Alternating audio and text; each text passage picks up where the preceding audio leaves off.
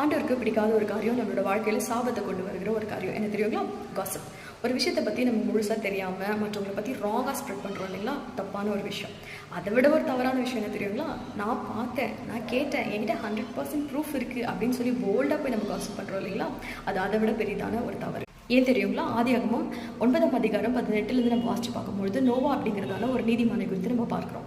என்னதான் ஒரு நீதிமானாக இருந்தாலும் அவரோட வாழ்க்கையில ஒரு கட்டத்தில் அவர் தவறி விடுகிறார். அதாவது அதிகமான மது அருந்தி நிர்வாணமாக தன்னுடைய கூடாரத்தில் படுத்து கிடக்கிறார். இதை கண்டதான அவருடைய யங்கஸ்ட் சன் என்ன பண்ணுறாரு அப்படின்னா, அவரோட நிறுவனத்தை மூடாமல் வெளியில் இருக்கிறதான தன்னுடைய 2 சகோதரர்களை கூப்பிட்டு காசிப் பண்ணுறாரு. ஆனால் அந்த 2 சகோதரர்கள் என்ன தெரியுமா பண்ணாங்க? அவருடைய நிறுவனத்தை பார்க்கக்கூடாது அப்படின்னு சொல்லிட்டு பின்புறமாய் வந்து அதை கவர் பண்ணிட்டு போகிறாங்க. இன்னைக்கு நம்மள கூட அன்று சில பேருடைய அந்த ஷேமை, அவங்க பண்ணதான தவறுகளை, சில குறைவுகளை காண்பிக்கிறார் அப்படின்னு சொன்னால் அதை குறித்து நம்ம காசிப் பண்ணாமல் அதை எப்படி அவங்க அதிலிருந்து நம்ம அவங்கள மீட்கலாம் அப்படிங்கிறத தான் நம்ம யோசிக்கணும்.